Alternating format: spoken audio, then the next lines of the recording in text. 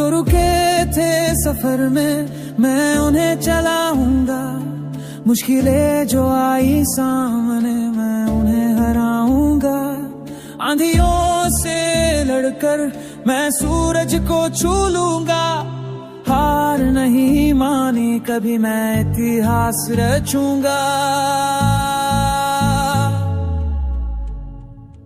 बदल डालूंगा किस्मत को अपने दम पे ये जमीन। मॅडम, इथले माझे हे जे मुलं मुली आहेत हे बहुसंख्य आदिवासी भागातले आहेत आणि गरिबी यांच्या 5वीला पोहोचलेली। तर तुम्हाला मुला मुलींना मी मॅडमना तुमच्या समोर विनंती करतोय की मॅडम बोलत होते तेव्हा तुमचं लक्ष असेल सूर्यवंशी मॅडम त्या करिअर काउन्सिलर आहेत। 10वी नंतर तुम्ही मुलांनी आणि मुलींनी काय करावं, कुठल्या मार्गाला जावं, काय निवडावं याची माहिती ती देण्यासाठी मी तुम्हाला विनंती करतो मॅडम की 17 तारखेला आम्हाला सुट्ट्या लागतात आणि साधारण 1-2 तारखेला शाळा उघडेल।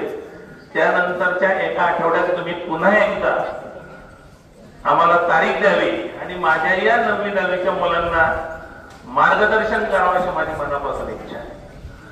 माझे सर्व शिक्षक शिक्षिका सहकारी मनापासून आम्ही प्रयत्न करत असतो।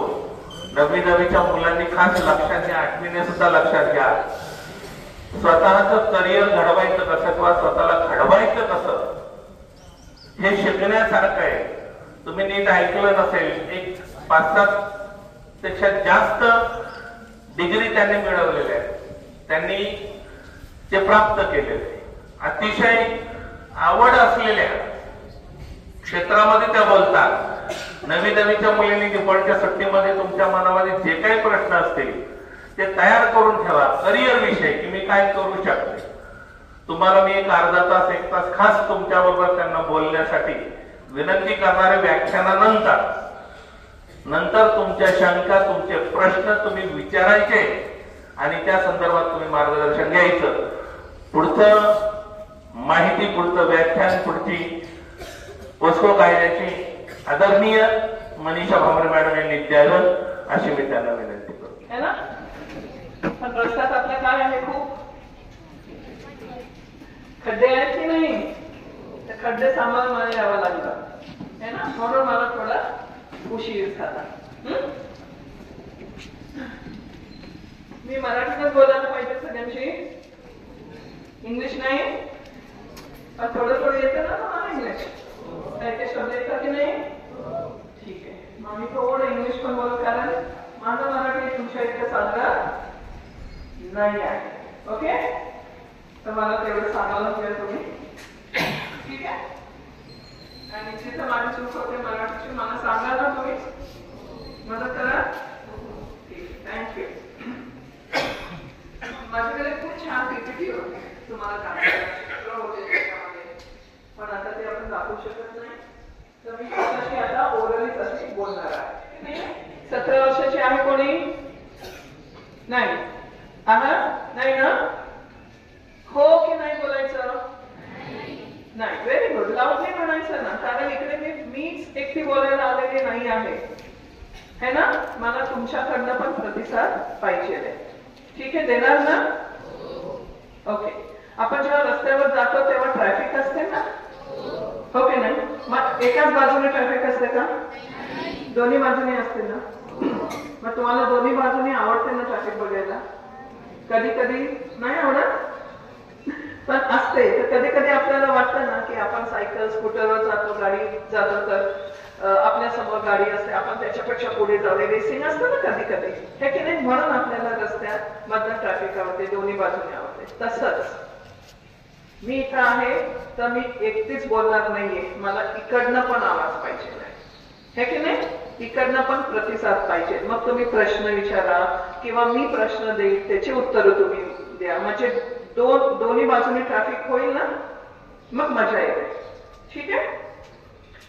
तर आपण आता टॉपिक वर बोलूया। मी जसं विचारलं, तुमच्या सगळ्यांचं वय 18च्या आत आहे, हे की नाही 16 तुमचा लास्ट आहे 16 आणि मग त्याच्या खालचे तुम्ही आहात सगळे. म्हणून तुम्हाला कायद्याप्रमाणे काय म्हटलं जातं? मायनर. मायनर म्हणजे अजून तुम्ही लहान आहात, लहान मुलं आहात, चिल्ड्रन आहात तुम्ही, हे की नाही.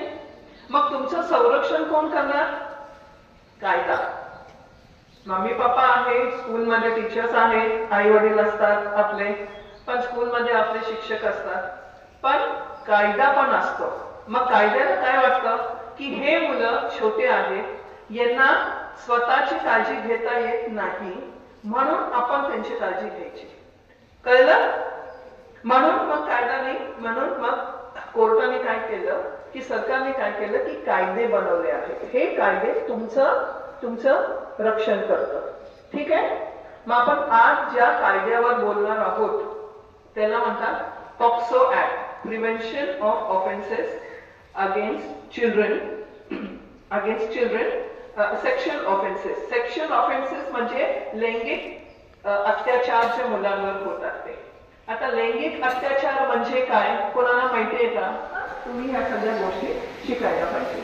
मग हा कायदा जो आहे ते आता जेव्हा मी तुमच्या समोर उभी आहे आणि बोलते आहे ना, त्याच वेळेला अशा हजारो केसेस बाहेर होत आहे की कुठल्या ना कुठल्या मुलावर अत्याचार होत आहे, मुलीवर अत्याचार होत आहे, छोट्या छोट्या. ओके. जसं म्हणजे इतक्या केसेस आहेत. काही केसेस पोलिसांकडे जातात, काही केसेस पोलिसांकडे जात नाही, खूप केसेस पोलिसांकडे जात नाही. का नाही जात पोलिसांकडे? आपल्याला पोलीस आहे ना. काही तुम्हाला वर्गामध्ये झालं तर तुम्ही कुणाला सांगता? तुमचे वर्ग शिक्षक आहेत ना, प्रिन्सिपल सर आहेत ना, त्यांना तुम्ही कंप्लेंट करता की नाही? तसंच आपल्यासाठी पोलीस आहे की नाही काही गुन्हा झाला तर. पण अशा खूप केसेस पोलिसांकडे जात नाही. का नसतील जात असं तुम्हाला वाटतं? सांगू शकेल? पोलिसांकडे कंप्लेंट करायला जायला किती जणांना आवडतं?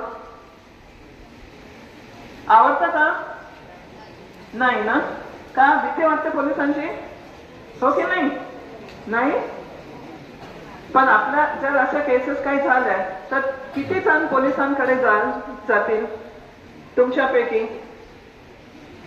खरं खरं सांगायचं. नाही जाणार ना. तुम्ही जाणार म्हणजे तुमचे आई वडील, तुमचे घरचे मोठे, तुम्ही नाही, तुमच्या घरचे मोठे. असं बघितलं गेलं आहे की अशा केसेस खूप आहे पण कंप्लेंट झाले नाही. 100 जर केसेस असतील रोजच्या तर त्याच्यामधनं हार्डली 1 किंवा 2 केसेस पोलिसांच्या कानापर्यंत येतात, बाकी येत नाही. कायदा आहे शिक्षा द्यायला तरी येत नाही. का येत नाही असं तुम्हाला वाटतं?